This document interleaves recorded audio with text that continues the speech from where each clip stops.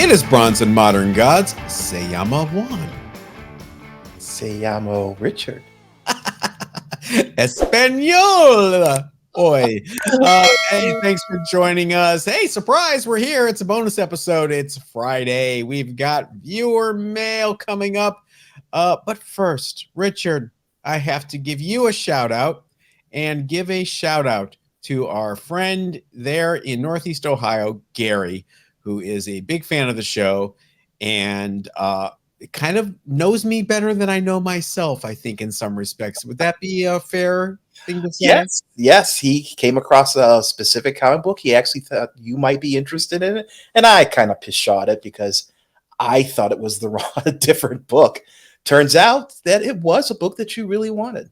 And not only is it a book that I've really wanted for a long time, for many, many years, I would say probably since I first found out about it about 15 years ago, it is a book that I have seen in person only once in my life at San Diego Comic-Con, I think 4 years ago. I've never seen another physical copy in front of me.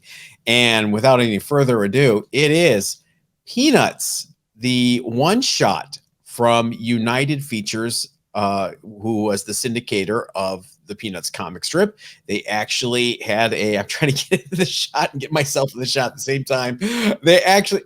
This is the way I want to go. Okay. This is a one shot that came out in 1953. It is the very first Peanuts comic devoted to Peanuts, cover featured.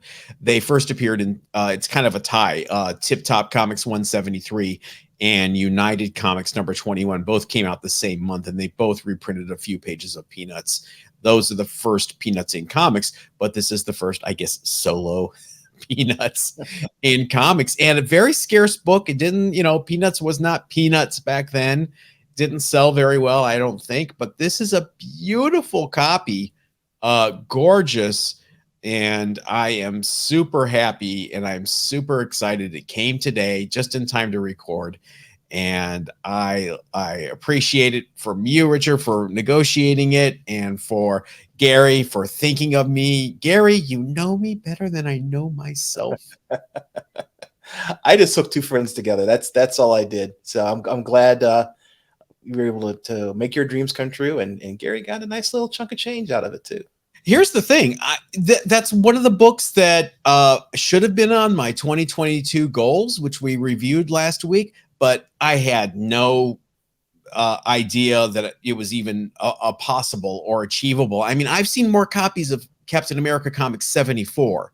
Oh, wow.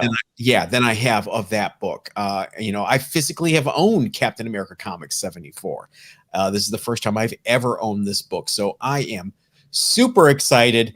As they say in the biz, NFS, not for sale. This is going right in the PC. Actually, I'm gonna do a little magic fingers to it, give it a little massage, give it a little love, whisper in its ear, get it slabbed, and then it's going in the PC. Yep, I can't wait to see what grade it gets. And I flipped through it very carefully today, and it's Peanuts, but then they ruined it by putting in a few pages featuring Ferdinand. Remember Ferdinand? Yeah, I noticed that. I flipped through it too, just to count the pages, and yeah, it's an interesting comic. You got Ferdinand in my Peanuts. These are not two great tastes that taste great together. Ferdinand, for those of you who don't know, was another comic strip from United Feature Syndicate, and it featured a guy lead character Ferdinand who kind of like Mario. He was a proto Mario, and it was all silent. It was like mime, and it was one of those comics that was always in every paper that you went to when you would visit your grandma. Friggin' Ferdinand would be in the comics page, and you're like, why are they using space for this Ferdinand strip when they could be running Howard the Duck or Spider-Man or Conan or Hulk? But no, Ferdinand and the Born Loser. That was another one. The Born Loser was in every single stupid newspaper. Oh, what was the barbarian Viking? Hagar the Horrible. Hagar, that's it. Yes. Oh my Hagar and Al Cap, which was like from the UK. And he was a major alcoholic, very problematic. Beat his wife, or did she beat him? I think she beat him with a rolling pin when he would come home late. from the pub. Oh, you're just going over my childhood. I know, I know. We were all obsessed with the comics pages. I Yeah. think we all just poured over the comics and just kind of skipped over the Mary Worths and Rex Morgan MDs and got right to Prince Valiant was one where it was like, hey, this is supposed to be really good, and I couldn't read it. Where are the word balloons? It's all captions. And the Phantom was also supposed to be. Oh, yeah. Phantom, ugh. And then we get excited when our local paper would carry something like Star Wars or the world's greatest superhero strip by DC, which ended up becoming just a Superman strip, and those all died quick deaths. Do you remember the furor in Cleveland, our hometown, when the Cleveland Plain Dealer dropped the Howard the Duck comic strip? No, I don't. They picked it up because it took place in Cleveland. It was a natural, Right. and they dropped it after a few months. And the outcry was so huge that the local TV station WJW started running a show after Mary Hartman, where where Art Lafredo from Big Chuck and Little John would read that day's Howard the Duck comic strip on the air and show the panels. Oh, that's awesome. That's how crazy Cleveland, Ohio is. All right. Hey, what do you say we get to viewer mail? You've got mail. You are up first, Richard. Hit it. My first piece of viewer mail is from Comic Kebs. Question.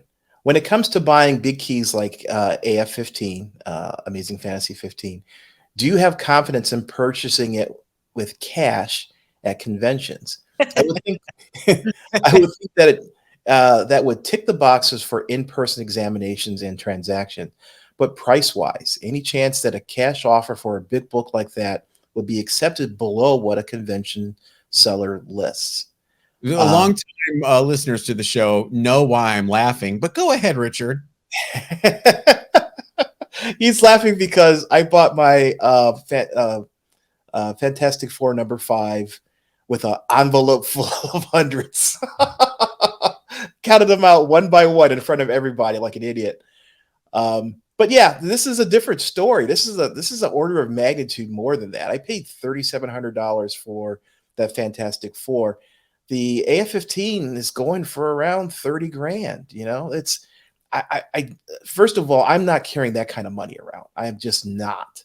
So the transaction becomes really difficult because yes, seeing the book in person is my preference. Being able to look at it, verify it, and have the book immediately after the transaction. That to me is ultimate.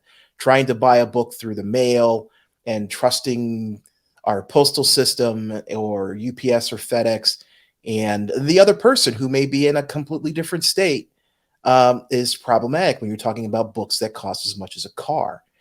So yeah, it's a tough one. Price wise, if you're buying at a dealership, if you're buying at a convention and a dealer has a book for, let's say $25,000. If you offer them $23,000, more than likely they're going to take it. I mean, it's a cash transaction.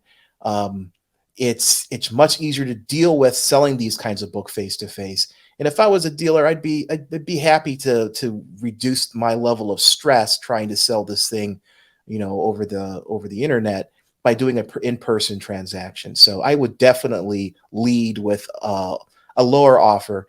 And more than likely, we're going to meet someplace that's going to be more affordable. Yeah, that is a good question because it is different than what you were doing when you were flashing your envelope full of hundies around everyone. I was so excited. I was like body checking you and blocking you so no one could see. But yeah, $30K cashier's check maybe. It's still cash, really. Yeah, but see, to me, that it's tough. And that's a real problem for me being comfortable doing a transaction. The problem with shows is that they're on the weekend. So it's not like you can, get a dealer and say, hey, come with me to the local branch of Bank of America, wherever you go, and withdraw that huge sum and give it to them right then and there in hopes of a cash discount. So yeah, that's that. Yeah, what were you going to say? That's a tough one. No, I was going to say, and you kind of hit the nail on the head. My my preference for handling a transaction like this is to go and do it in a bank. Do the actual handoff in the bank where I can go to the cashier. They can watch me purchase a cashier's check for the correct amount of money, because cashier's check, there's a whole scam around cashier's checks that you want to be careful about. And I can hand them the cashier's check and they can hand me the comic, because most banks nowadays, here's a secret, most banks nowadays don't carry cash in that quantity. Right. So you try to get anything more than, let's say, $5,000 from a bank, it's a special transaction. So you just can't walk up to the teller and say, I'd like to withdraw $30,000, please, and expect to walk out of the bank with that money. Hey, there's always Bitcoin. What do you guys do?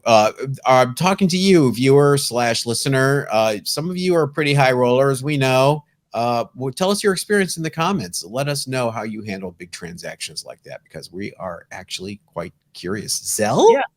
Yeah. Zell? I mean, I sold a pretty expensive book, 5 figures. But the difference is it was to a person I knew, a person I had a relationship with. And I felt confident in having the transaction. And I held the book until, he paid me, $5,000, over, a number of weeks, until we got to the total that the book was agreed upon. And then I packed that thing like I was going to drop it off of the back of a C-130. I packed that book up and shipped it off. Arrived safely, and it was a nice, clean transaction. I would do that same thing again with the same gentleman. But that's rare. I mean, how many friends do you have that have $30,000 to invest in a comic book? It's a tough situation, and I don't know how people. I need to make some new friends. Yeah, I do too. Apparently. Hey, wait a second. An option are places like Heritage. Auction houses handle huge sums of money for these books all the time. If you buy a book from Heritage, you have some guarantees in the process, and they can handle the book and handle the shipping of the book. So maybe that's the best way, is to buy from the larger auction houses. But when you do that, you've got to pay buyer's fees. Oh my gosh. And not for nothing, sales tax. I know dealers are supposed to charge you sales tax too, but if you are in Southern California and you buy a book like that, you're getting hit with 10% sales tax. That's crazy. That's $3,000. Yeah. On a 30-day book. And that has to be taken into account. Well, the auction house's fees, on top of having to pay tax, but you have to pay the last auction house we both bought something from an auction, was 23% buyer's fees. And that is significant. Yeah. That's a quarter of the price of the book. Yeah, but wait till we show everybody what we got in next couple weeks. Yeah, it's cool. We got some cool stuff. All right, my first piece of viewer mail. I'm going to dip into the email bag. People are emailing us, like you should, at bronzeandmoderngods@gmail.com. So please keep those coming. It is from Splash Panel Comics. And Splash Panel Comics writes, "Hey guys, love the show and watch every episode. Thank you. Thank you. Still the only comics podcast with 0% frat boy energy." Well, I appreciate that. We work very hard at being low energy. We're not saying it's bad. We're just saying we're the alternative to that type of energy. We've been selling for about 4 months now. And though we've seen a bit of a slump for the summer, there are still plenty of buyers out there for everything from Dell Gold Key to the apparently still active Overpower CCG, which I forgot about that, Overpower card game. Oh, okay. Yeah. Since we're a family business, just wanted to give a shout out to Mom for thinking outside the box and looking into medium-term spec on Barbie comics. Nice. The Dell series from the 60s is kind of priced out of reach, but the Marvel issues from the 80s and 90s are still all over eBay, and if we know this market, are going to start moving when the movie drops. Keep up the great work. Thank you, Splash Panel Comics. Everybody check them out. Barbie, remember the underrated book of the week a couple of months ago, I think, or was it 25-year-old? One of them was Barbie Fashion, the last issue of Barbie Fashion. I have absolutely covered the Marvel Barbie stuff here on this show a few times because it sells. It every time you put a Barbie book out above whatever the guide is, fair market value is way above whatever guides are saying for those Barbie books. Mhm. The Dell ones from the 60s go for crazy amounts, as you say, because they did not survive. They were owned by little girls who read the living crap out of them. One of them, Barbie and Ken, I think Barbie and Ken #1, I think has a white cover that is, catches every thumbprint, every fingerprint. It's just dirty. But the Barbie and Barbie fashion, man, I got a stack of issue 1 of each of them that came with polybag with like a little prize inside. And I think I paid, $2 each for them. I flip those suckers for $10, $15 all day long when I get them. So I hear you, Splash Panel, and the movie's coming out. Yeah, this don't underestimate. People focus on the superheroes or the westerns, or there are a lot of genres in the comic book universe that are underserved, and I think this is one of those examples where people poo-poo the Barbie comics until you come across a Barbie fan, and fans of genres can be really rabid, and you have an opportunity to make some money. Look at us crazy Millie the Model and Patsy Walker people. Look at us weirdo Peanuts guys. Look at this Betty and Veronica and Archie comics. Yeah, Right. There are other books like this that don't get a lot of headlines that sell really fast when they're priced right. And stuff like Meet Misty, which was a mini series from Marvel in the 80s by Trina Robbins. That always sells well. Angel Love, which was this soap opera type DC experiment from the 80s. DC in the 80s was hilarious. On one end, you've got like The Dark Knight Returns, The Watchmen. Over here, you got Blue Devil and Angel Love. They were trying all sorts of different things, but these books move because there's a lot of weirdos out there. Yeah, I'm one of them. No, yeah, don't discount the person who's into a genre, because if you find the right audience for a market, you can make serious money. All right, what's your next one? My next piece of your mail is from Thunder God. Again, we're talking about AF-15. I would not hesitate too long on getting your Amazing Fantasy 15. I was able to finally get my 1.0 earlier this year and consider myself extremely lucky to purchase it. I even got it for slightly less than the asking price. As funny as it sounds, there are not many 1.0s, very few actually, for sale, and the prices will stay low will not stay low for long, considering it is the blue chip Silver Age to have. I'm telling you, one of the worst feelings is to have in comic collecting is not buying a book at the time and then regretting not being able to get it later. Go get that Holy Grail, bruh, and good luck. Yeah, it's true. I mean, I've always said that when you have rare books and the opportunity comes to buy, jump on the opportunity because it may not come again. And that's the whole impetus of me going after this book now. Is my concern that the price of it is a little soft right now. But that's why I bought this. I never knew when I was going to see it again. Yeah, exactly. So yeah, I'm trying to find the right situation. I just am uncomfortable slapping that kind of money down without having something immediately in my hand in return. And so yeah, I went to a show this past weekend, NeoCon, the convention, great show. Comics Are Girl ran it, and it was an excellent show. And there was one AF-15, and it was qualified. No, I don't want qualified. I want a blue label. And he had a centerfold too, right? It was well, that's the qualified one. It was missing the centerfold. Yeah. I yelled at you for not buying it and marrying it and turning it in and having it restored. And I just you could have flipped it. Probably could have. And Thunder God is right. 1.0s are harder to come by, especially good-looking 1.0s. You can get a 1.0 that's trashed, faded, and they still want $20,000 for it. But I want something that is presentable. On the wall behind me, I've got several comics that I like to present my collection, And so it's important to me that the book is something that has some kind of presence to it. While you're waiting, are you still adding to your pot, or are you done adding to the pot? I am still adding to the pot. I have not. Okay. I haven't done any major purchases. You know, I buy stuff still, but Mhm. I haven't spent any significant money because I'm kind of in a holding pattern at this point.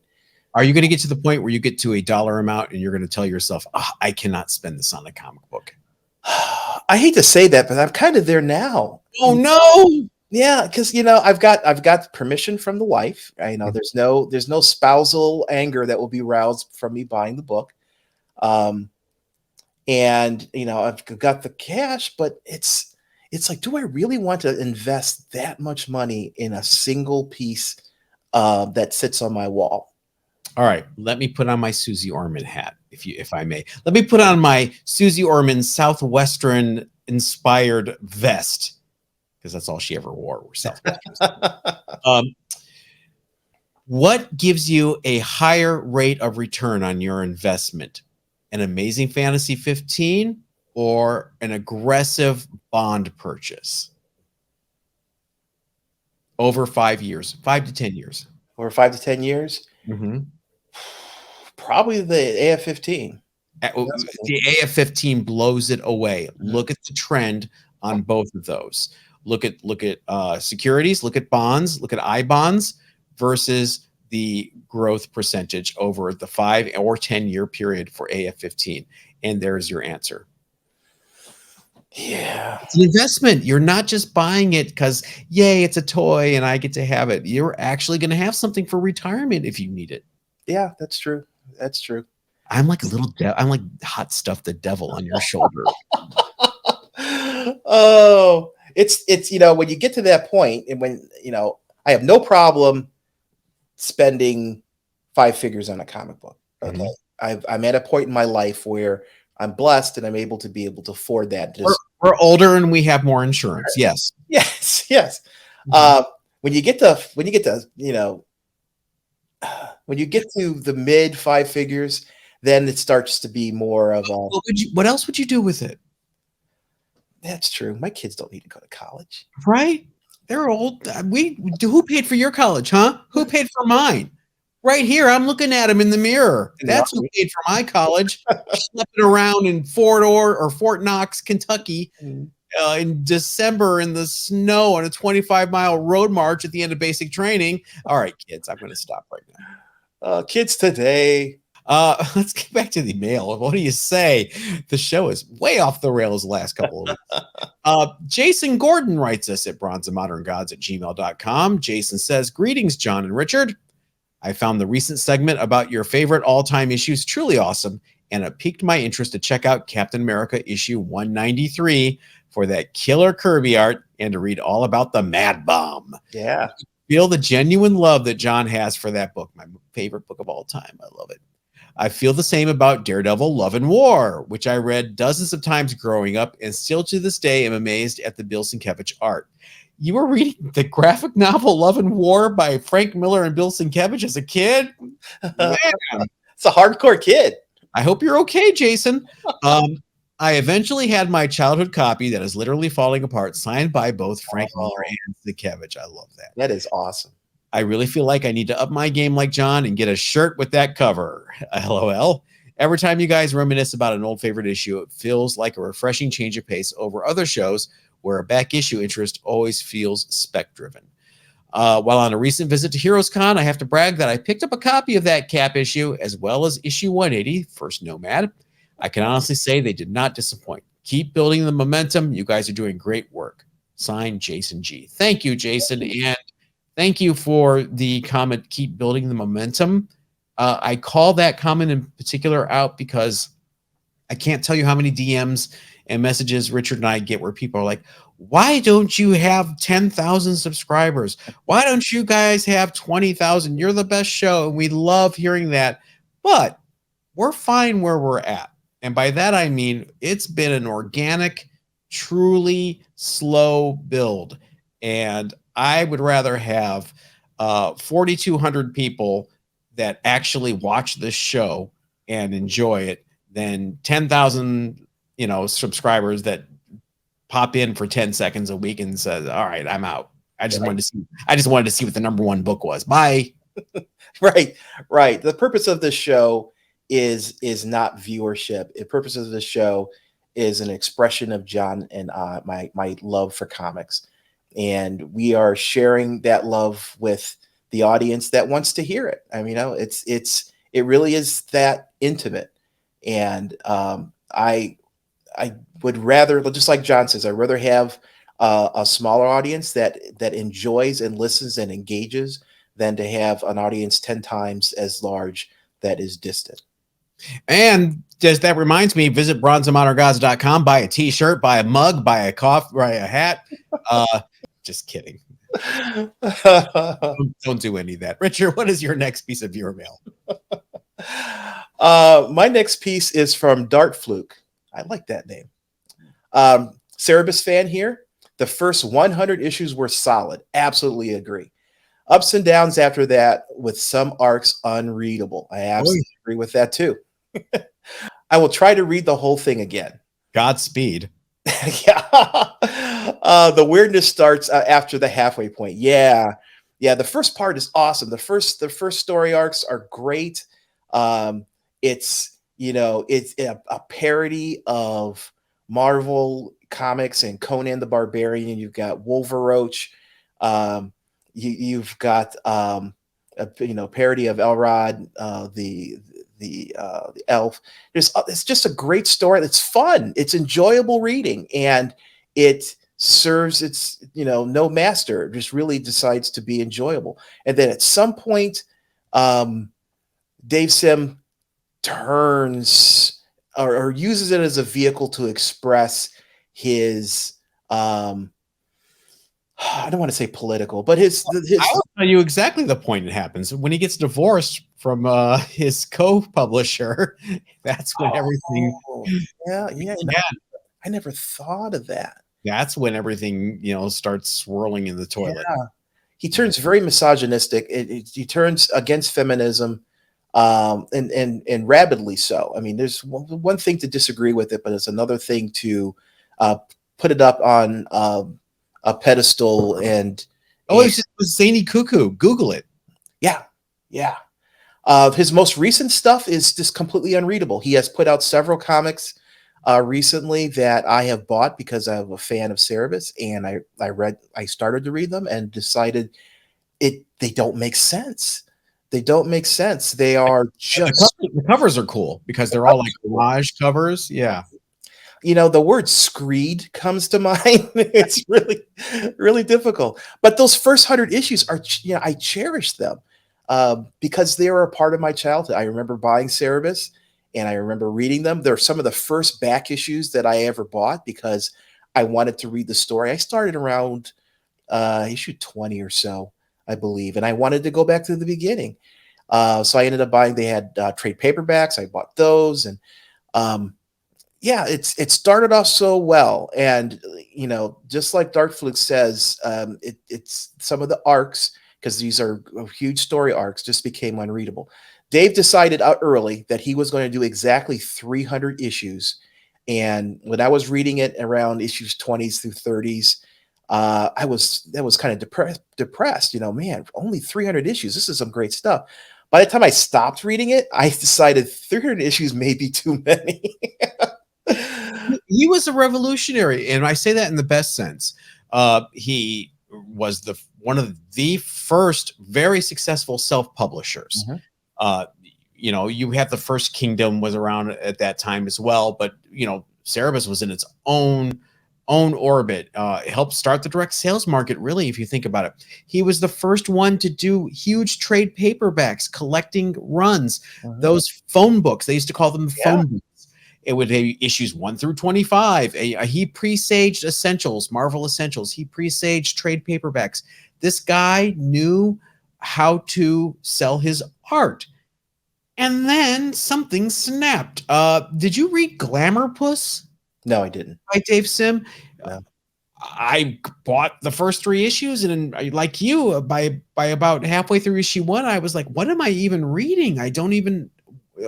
Huh? Yeah, it's a bummer. Hi, Dave. No, I agree. Those buy the trade paperbacks. My recommendation is buy the first, just like Dark Fluke says, buy the first 100 issues. They're all black and white. Even the originals. So the black and white trades, you're not losing anything. And enjoy it, and then stop. Right. Pretend like it's only a 100 issue run, and you will read some of the best alt comic books from the 80s. Yeah, yeah.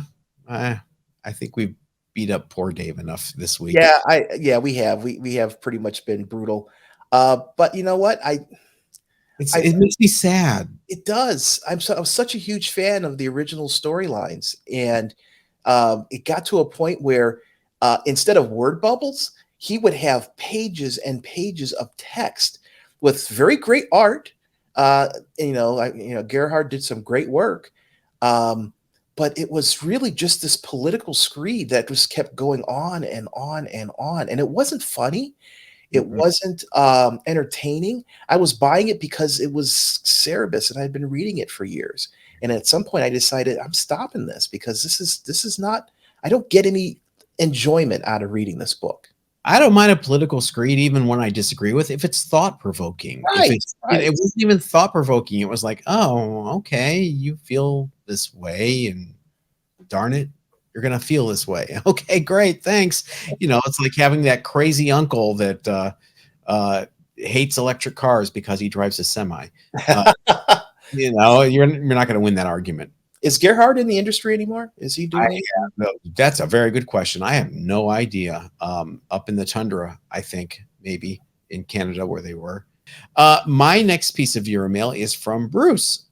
Bruce first wrote us asking us if we knew why CGC was no longer putting microchamber in between the covers of books before they slab them.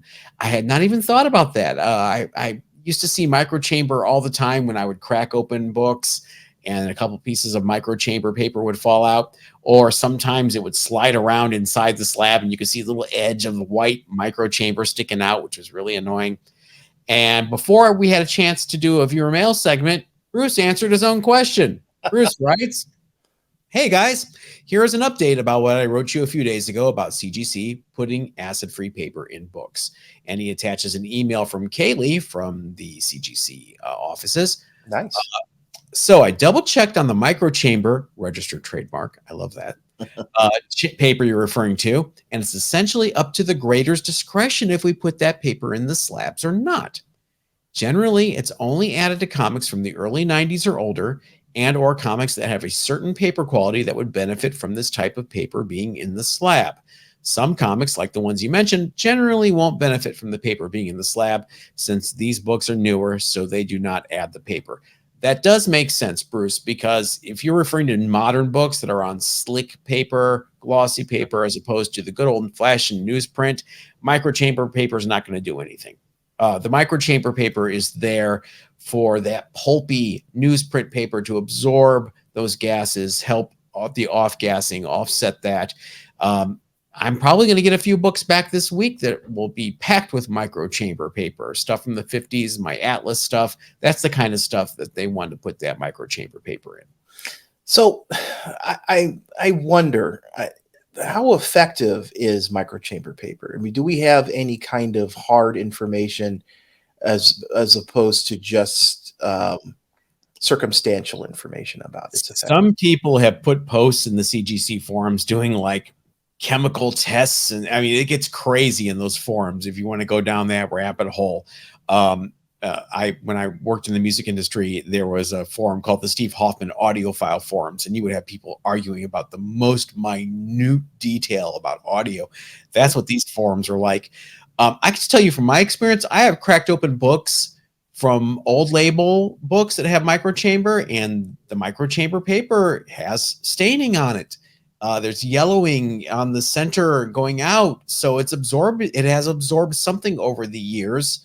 Okay. And it's not transferred to the book. The book looks okay, and the inside front covers and back covers looked okay. So that's just anecdotal BS from me. That's interesting. I've always wondered about that. it seems, well, I don't think CGC would put it in there if it didn't have some kind of impact, primarily because why do it if they never advertised that they put microchamber paper. They used to. It used to be a selling point when they Really? years ago. Yeah, they quit talking about it really. Yeah, nowadays you have no idea. So I don't think they would go through the expense because it's not inexpensive. Mhm. Um, if it didn't serve some purpose. Interesting. Anybody Yeah, who has any experience in that who wants to share, I'd be really interested in knowing. yeah. Matt Nelson, chime in, please. All right. What is your next piece of viewer mail? My next piece is from Cheese Frog 99. Sure, sure it is. Because his father, Cheese Frog 98, wasn't able to ask a question. Richard, did you used to buy comics at Casablanca Comics in Fairview Park, Ohio, on Lorraine Road? That was my LCS growing up. Yes, yes, I did. Yes, I did. I bought comics on two different places on Lorraine Road. Casablanca, I believe, is the store that was um, next to the art gallery, where I actually bought a print from there from, oh gosh, I can't remember his name now. Nagel. Nagel. Yes, thank you very much. I brought a Nagel print there. I know exactly what print it was. I remember it in your house. Yeah, I still have that print. Her It's name is Rio, and she. oh, it's funny how popular he was back then. Yeah, I bought a print of the Rio cover there, and it's gorgeous, and I love it. I don't have it hanging anywhere right now. I probably should mount it someplace. It's back. Why not? If you had that print up, if you lived in Silver Lake in the hipster part here in Southern California, you had a Nagel print, people would come over and go, oh, wow. That place, that particular comic book store was a great store. I bought stuff from there for a long, long time. Previous to that, there was a comic book store further down Lorraine towards the Great Northern Mall. I know anybody who's from California or for Wisconsin is having no idea what we're talking about. I know. I also bought from a guy who was the typical comic book guy. You think The Simpsons. His name was Dave. I remember that, and he would love to talk comics. He would talk your ear off about comics. I had a pull list with him. He got all the weird stuff from this. We're talking mid 80s, early mid 80s, like 1984, 85. Great guy, not a very good businessman necessarily, but a great comic book guy, and he enjoyed it and he shared his love for comics. So that was wonderful. When he closed, that's when I really started to go to the other place. But yeah, I used to my Saturday mornings would be to drive down to Fairview Park, buy comic books, and then go get custard. It was just a very memorable time. So yeah, thanks for bringing back those memories. Oh, it's a memory grenade. Yeah, yeah, sure was.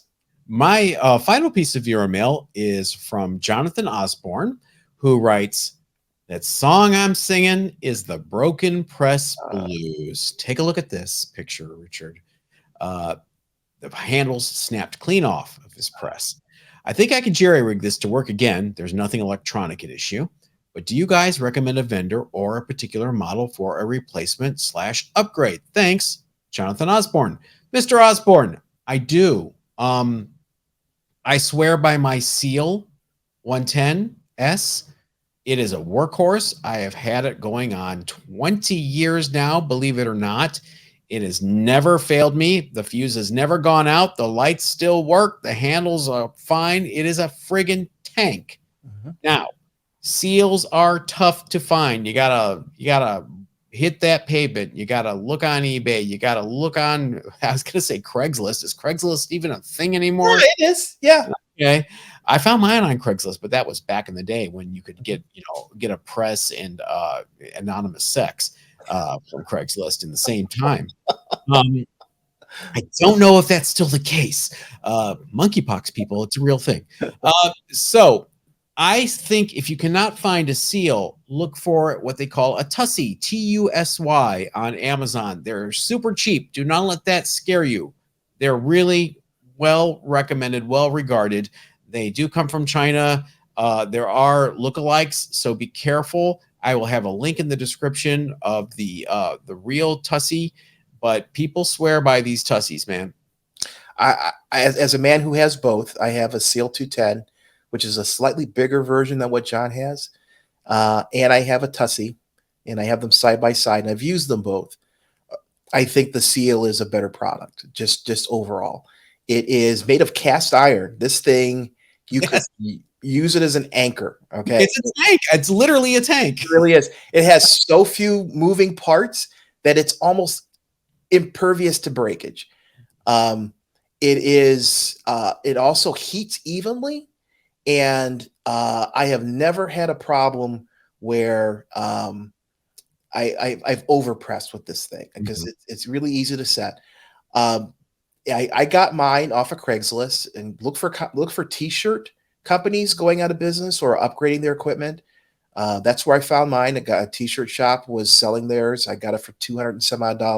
Drove out there, which I recommend because you don't want to ship this thing because it's too expensive to ship. They're super heavy. Super heavy. So I drove out there and I manhandled this thing into my car.